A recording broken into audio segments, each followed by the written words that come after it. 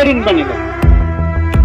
அங்க போனதுக்கு அப்புறம் இதையெல்லாம் நான் அனுபவிச்சு இதையெல்லாம் பயிற்சி பண்ணி குருவின் மூலமா இந்த பயிற்சிகளை எல்லாம் கடந்து அன்றே எந்தன் உடல் பொருள் ஆதி அனைத்தும் குன்றே அணைய கொண்டில்லையோ அன்னைக்கு எடுத்துக்கினிய இன்றோர் இடையூறு எனக்கு உண்டோ, இனி போய் எனக்கு கஷ்டம் வருமா? கேட்கறதுக்கு ஒண்ணுமே இல்லை. பார்த்துட்டு கம்மன்னு வந்துட்டாரு. என்னப்பா கேட்டியான்றாரு ராமகிருஷ்ணர். இல்ல கேட்கல. ஏன்பா கேட்கலன்னா சேமிக்க வேண்டிய அவசியம் இல்லை. அப்போ முடிவான நிலை எதிரானா பேரின்பத்தை கொடுக்கக்கூடிய இந்த பாடம். இந்த பாடத்தை சிறப்பா பண்ணா இது கை கொடுக்கும். இடத்துல இதை கிடைக்காதா அப்படின்னு ஆதங்கத்துல சுத்துறவங்க சுத்திக்கிட்டு தான் இருப்பாங்க.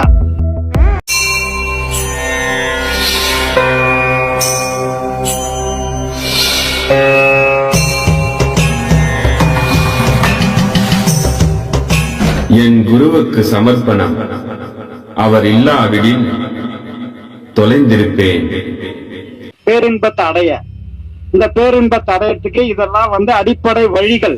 இந்த வழிகள்ல நீ அடுத்தடுத்த நிலைகளை கடந்து போனீன்னா கடைசியா எட்டா பேரின்ப வெள்ளம் என விழுங்கி இருந்ததேனாரு.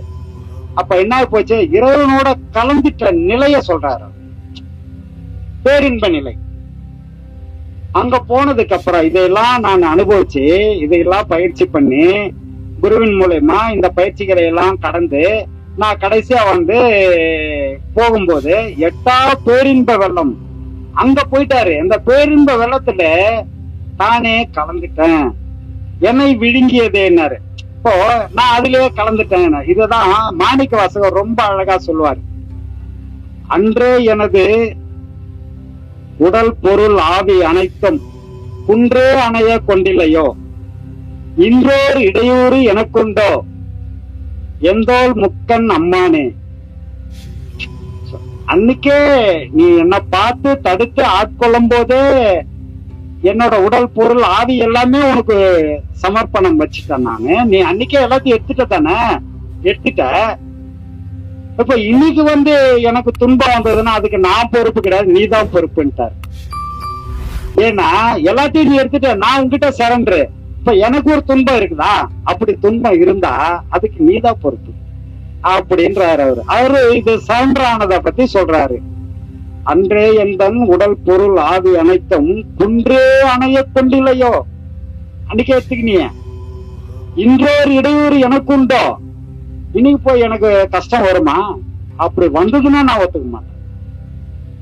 குன்றே அணைய கொண்டில்லையோ, எந்தோல் முக்கன் அம்மானே சொல்லிட்டு சொல்றாரு. தாயை விட தாய் கூட, அதாவது தாயினும் சால பறிந்து பால் நினைந்தூட்டம் தாயினும் சால பறிந்து. பால் நினைச்சா மடி அவங்களுக்கு பால் சுரக்கும், அவங்க குழந்தைக்கு பசிக்குதுன்ற நினைவு வந்தாலே அதுக்கும் மேல நீட்டார், அதுக்கும் மேல நீ ஆச்ச. அப்ப நீ இருக்கும் போது எனக்கு எப்படா துன்பம் வரும் அப்படின்னு. இது சரண்டர், இது இறைவனோட சரண்டர் ஆகிறத மாணிக்க வாசகர் சொல்றாரு. இந்த மாதிரி சரண்டர் ஆன ஞானிகள் அந்த என்ன சொல்றாங்க, பேரின்பத்துல கலந்ததை பத்தி சொல்றாங்க. இறைவனோட கலந்தாச்சு. ராமகிருஷ்ணரோட சீடர் விவேகானந்தர் அவர் சொல்றார் ராமகிருஷ்ணர் கிட்ட. அவர் வந்தவொடனே, ஐயா நீங்க காளியை பார்த்ததா சொன்னாங்க, நானும் காளியை பார்க்கணும், எனக்கு காட்ட முடியுமானா? சரி வாப்பா காட்டுறேன் அப்படின்றாரு. ஏன் என்ன பார்த்து என்ன பண்ண போறேன், எனக்கு நிறைய கஷ்டங்குது, எதனா அந்த மாதிரி நான் கேட்டு வாங்கிக்குவேன்னா சரி வாப்பா அப்படின்னு கூட்டின்னு போறாங்க. அம்மா இது மாதிரி உன்னை பார்க்க நான் வந்திருக்கிறான், அந்த பையன் இவன் ரொம்ப நல்ல பையன், அவனுக்கு ஒரு காட்சி கொடுத்து அவன் என்னவோ கேட்கறான் குடுமா அப்படின்னு சொல்றாரு. சரி என்ன அந்த அம்மா வராங்க, இவர் பாக்குறாரு. இவரு பார்த்துட்டு ஏதாவது கேட்கணும்னு தானே போனாரு. ஆனா கேட்க முடியல, கேட்க முயற்சி பண்றாரு, முடியல. காரணம் என்னன்னா யாருக்குமே கிடைக்காத விஷயம் அம்பால பாக்குறது. அதையே பார்த்தாச்சு, அதுக்கு மேல ஒண்ணு இருக்கா கேட்கறதுக்கு? ஒண்ணுமே இல்லையே. அப்ப அவன் என்ன கேட்பான்? கேட்கறதுக்கு ஒண்ணுமே இல்ல. பார்த்துட்டு கம்மன்னு வந்துட்டாரு. என்னப்பா கேட்டியான்றாரு ராமகிருஷ்ணரு. இல்ல கேட்கல. ஏன்பா கேட்கலன்னா எனக்கு கேட்கவே தோணலன்னாரு.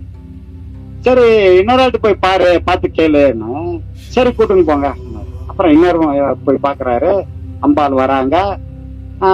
இவர் பாக்குறாரு, பார்த்ததுக்கப்புறம் மெய் மறந்துடுறாரு, ஒண்ணுமே கேட்க முடியல, வந்துடுறாரு. அப்ப கேக்குறாங்க, ஏன் மறுபடியும் உன்னால ஏன்பா கேட்க முடியலன்னு ராமகிருஷ்ணா கேட்கும்போது சொல்றாரு, அவங்கள பார்த்ததுக்கு அப்புறம் எனக்கு எதுவுமே தோணல, கேட்கவே தோணல. அப்ப என்ன போச்சுன்னா ஆசை அங்க முற்றிலுமா அழிஞ்சு போச்சு. ஆசை இல்ல, மனசு இல்ல, இது ரெண்டும் இருந்தா தானே அடுத்து என்னன்னு கேட்க முடியும். இது ரெண்டுமே அங்க அழிஞ்சிச்சு. அது மாதிரி இந்த பேரின்பம் கிடைச்சிருச்சுன்னா இது எல்லாம் அழிஞ்சிடும். எதுவும் உனக்கு கேட்க தோணாது, பார்க்க தோணாது, தேவைகள் இல்லை. தேவை இருக்கும்போது ஏதாவது பசியுமா சாப்பாடு மேல எண்ணம் போகும், பசியே இல்லைன்னா சாப்பாடு மேல எண்ணம் போகுமா? ஹாஸ்பிட்டல்ல ஆபரேஷன் பண்ணி பத்துன்னு இருக்கிறான், சாப்பிடணும், அவர் சாப்பிட்டாதான் உடம்பு நல்லா இருக்கும், ஏதாவது ஊட்டுங்க பண்றாரு, ஆனா அவன் சாப்பிடவே மாட்டான். காரணம் என்னன்னா சாப்பிடவே முடியாது, அவன் உடம்பு கெட்டு போச்சு, சாப்பிட முடியாது. அது மாதிரி இவங்களுக்கு பசிக்காதவன் எப்படி சாப்பிடலையோ அப்படி இந்த பேரின்பம் கிடைச்சவன் மத்த இன்பத்தை பத்தி சிந்திக்கவே மாட்டான். ஒண்ணு. ரெண்டாவது விஷயம், இந்த சிற்றின்பம் அப்படின்ற விஷயங்கள், இந்த பசி, ஆசை, தாகம், இந்த மாதிரி இதெல்லாமே வரும் போவோம் வரும் போவோம், இதெல்லாம் பிணின்னு சொல்லிட்டாங்க. ஆனா இந்த பேரின்பம்ன்றது ஒன்ஸ் உங்களுக்கு வந்துருச்சுன்னா, பேரின்பம் வந்துட்டா அதுக்கப்புறம் போவே போவாது. முழுமையா பேரின்பத்துல நீங்க திளைக்கலாம். ஏன்னா அது பிணி கிடையாது, அதுதான் முடிவான நிலை, முடிவு நிலை, இறை நிலை. அது ஒரு முறை பிடிக்கிறது தான் கஷ்டமே தவிர பிடிச்சிட்டா அதுக்கப்புறம் போவே போவாது. இதுக்கு ஒரு உதாரணம், பெரிய கோடீஸ்வரன்லாம் பெரும்பாலும் அப்படியே இருப்பாங்க. அவங்களுக்கு பெருசா பணம் ஒரு குறிப்பிட்ட அளவுக்கு வர்ற வரைக்கும் தான் கஷ்டம். ஒண்ணுல ஒரு 5 லட்சம் சேர்க்கறது வரைக்கும் தான் கஷ்டம். 5 லட்சம் சேர்த்துட்டா அந்த 5 லட்சம் 50 லட்சம் ஆயிடும். அது கஷ்டம் கிடையாது அப்புறம். ஏன்னா பணம் போய் பணத்தை சம்பாதிக்கும். அது மாதிரி உனக்கு அருள் கிடைச்சிச்சுன்னா அருளை கொண்டு சேர்த்துக்கிட்டே இருக்கும். அது செலவு ஆகாது. அப்போ சேமிக்க வேண்டிய அவசியம் கிடையாது. செலவானதானே சேமிக்கணும், உனக்கு செலவே ஆகாது, சேமிக்க வேண்டிய அவசியம் இல்லை. அப்போ முடிவான நிலை எதிரானா பேரின்பத்தை பிடிக்கிறது. அப்ப அந்த பேரின்பத்தை பிடிக்கிறதுக்கான பேஸ் எதுன்னா இந்த பாதை, இந்த பாதையில கொடுக்கக்கூடிய இந்த பாடம். இந்த பாடத்தை சிறப்பா பண்ணா இது கை கொடுக்கும். குரு சொன்ன மாதிரி நின்னா இது கை கொடுக்கும், இல்லைன்னா கொஞ்சம் கடினம். ரெண்டாவது விஷயம், உலக வாழ்க்கையில இத டக்குன்னு பிடிச்சிக்கலாம், அதுல முடிஞ்ச அளவுக்கு நம்ம முன்னேறிடலாம். இப்ப அடுத்த வாரத்துல அடுத்த மாசத்துல நான் ஓரளவுக்கு இந்த பாடம் முடிச்சுட்டு அடுத்த பாடம் வாங்கிடுறேன் அப்படியெல்லாம் நினைக்க கூடாது. என்ன காரணம்னா இதுல 3 விஷயங்கள் இருக்கு. ஒண்ணு, முற்பிறவி பாவ புண்ணியங்கள். இப்ப நீ செய்துகிட்டு இருக்கிற பாவ புண்ணியங்கள், உங்க அப்பா அம்மா செய்த பாவ புண்ணியங்கள், இந்த மும்மலங்கள் இருக்க, இந்த மும்மலங்கள் தான் இத உனக்கு முடிவு பண்ணக்கூடிய விஷயங்கள். ஏன்னா சில பேருக்கு இந்த மும்மலங்கள் விடுதலை ஆகலைன்னு சொன்னா இந்த இடமே தெரியாது, எங்க இந்த பாடம் கொடுக்குறாங்கன்னு தெரியாது. சுத்திட்டு இருப்பாங்க, ஏதோ நிம்மதி வேணும்னு டெய்லி பை மாட்டிக்கின்னு ஊர் ஊரா போய் திரிஞ்சு ஏதோ ஒரு இடத்துல ஏதோ கிடைக்காதா அப்படின்னு ஆதங்கத்துல சுத்துறவங்க சுத்திக்கிட்டு தான் இருப்பாங்க.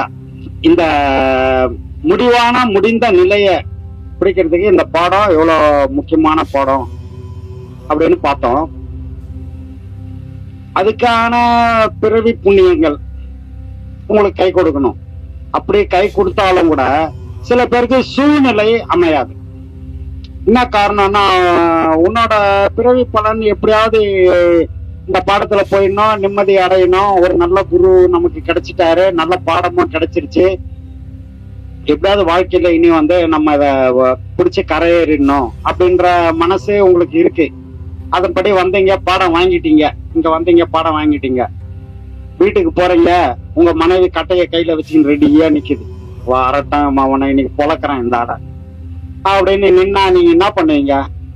ஐயோ என்னடா ரொம்ப போச்சு அப்படின்னு வேஸ்ட் எல்லாம் மறைச்சு எங்க எடுத்து வச்சுட்டு வெளியே வச்சுட்டு எங்க போனேன் நேத்தெல்லாம் ஃப்ரெண்டு உடம்பு சரியில்லை, அங்க ஹாஸ்பிட்டலுக்கு போயிருந்தேன், வர முடியல, இப்படி அப்படி இதுவும் ஏதாவது ஒரு போய் இல்ல வண்டி ஓட்டுறவரா இருந்தா சவாரி கொஞ்சம் லாங்கா மாட்டிக்கிச்சு, நான் அந்த ஊர் போனேன் இந்த ஊர் போனேன், ஏதாவது ஒரு புள்ளிட்டு இல்லைன்னா பொந்துருமே, யார் உதப்படுறதாங்க. அதனால எதையாவது சொல்லி சமாளிச்சுக்கிட்டு அப்படியே காலத்தை ஓட்ட வேண்டிய சூழ்நிலை வந்துடும். அப்ப என்ன ஆகி போச்சுன்னா சூழ்நிலை உங்களுக்கு சரியா அமையாம போயிடுச்சு.